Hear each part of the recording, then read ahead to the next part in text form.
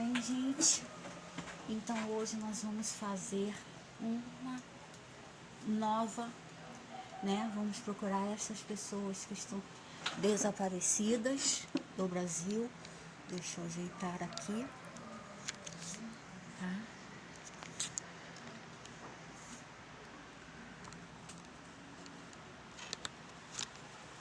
Que isso é um tablet.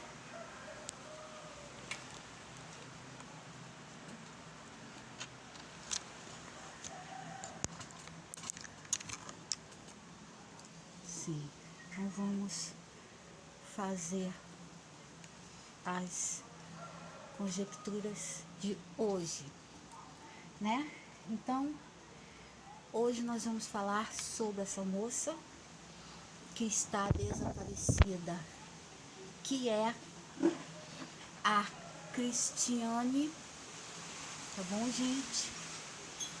De Melo, Alice Cristiane de Melo, que está desaparecida desde 2013 e nunca mais se ouve, com 12 anos de idade, de Pernambuco. Alice Cristiane de Melo, quero saber.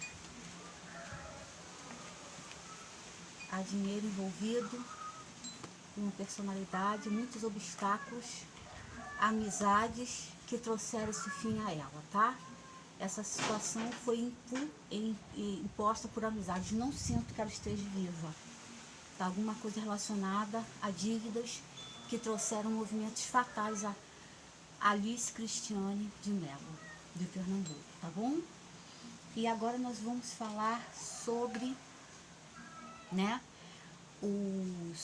a passagem da Torá que nos diz de hoje, tá bom, gente?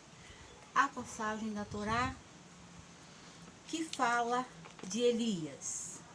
Elias confronta Abadias com Achate. Então Elias confronta Abadia com Achate, ou seja, Elias era o único profeta vivo.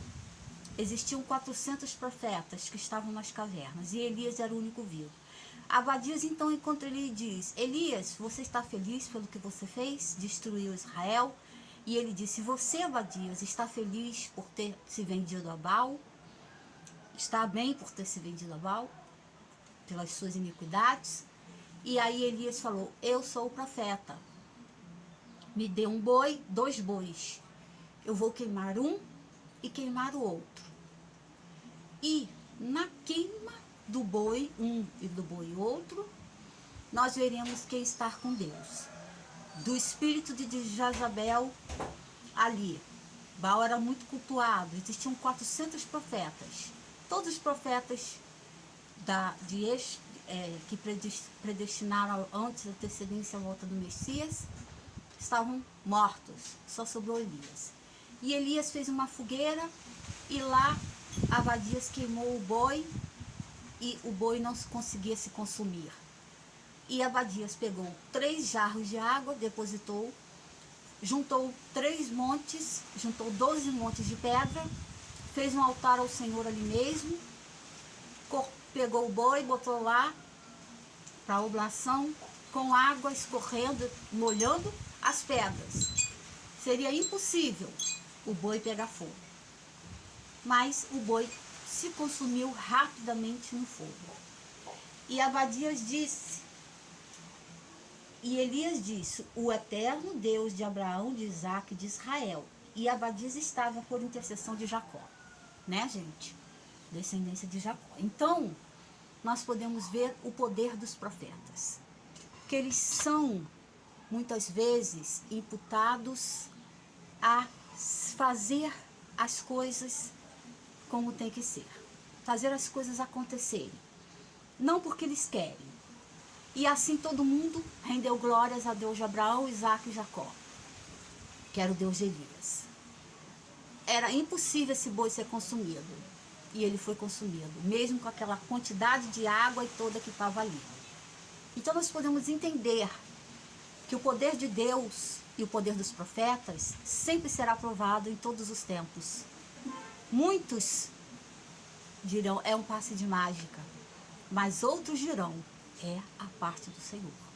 Naquele dia, os italianos e o povo de Frankfurt, muitos foram remidos e voltaram ao caminho de Deus, com esse simples ato de Elias, que deu prosseguimento à nova geração de profetas. E nós vamos falar sobre a parte do livro de Enoque, não deixando da Torá de reverenciar a Torá, porque a Torá é importante. Enoque viveu 364 anos. É o pai de Matusalém e filho de Malazar. Enoque, há pouco tempo, um inglês descobriu no Mar Morto, em Nadi Hammadi, manuscritos que muitos foram para o fogo, mas poucos conseguiram se sobressair. E esses manuscritos foram encontrados e traduzidos, dizendo as 5 profecias de Enoque. Só que os manuscritos estavam em aramaico. E nós sabemos que nas torres de Babel, todos os povos juntos, reunidos, começou a mistura de línguas. O anterior era o hebraico, se falava só o hebraico. Então nós podemos entender que esse manuscrito é um manuscrito mais novo que o verdadeiro manuscrito. Aí vem os preceitos de Enoque, que existiu uma guerra entre Azael e Rafael. Os 2 anjos. Azael era do anjo do mal e Rafael do anjo do bom. E Azael ensina a humanidade a pintura, ensina a humanidade a guerra, ensina a humanidade a se misturar e copular com os humanos, os anjos. E daí vem os gigantes e os dragões que aparecem na Torá. Sim, dragões, seres alados que lutaram e mataram muitas pessoas. E a guerra era tamanha entre o mal que a terra estava assolada. E aí vem essa luta. E era imprescindível que na segunda passagem ele prevê a destruição das cidades, a destruição do mundo, a destruição de tudo. Na terceira ele prevê astrologicamente que existiria um confronto, né, místico. E ele diz que 365 dias do ano, que hoje é 365 dias, né, no calendário. Então naquele tempo já previa. E ele prevê o último, que seria o dilúvio. Após Matusalém falecer em 700 e poucos anos, 790 anos, vem o dilúvio. E a terra foi consumida pelo dilúvio, depois do seu filho. Ele conta essa história a Malazar, seu pai. Só que não há, nesse contexto, né, no meu ver, que essa língua aramaica recente possa ser algo antigo. Então nós podemos entender que esse preceito de Enoque é um preceito do vidente. Ele torna-se um adivinho, um vidente. E assim a gente tem a noção do tudo. Tá bom, meus amados? Obrigada por sua atenção.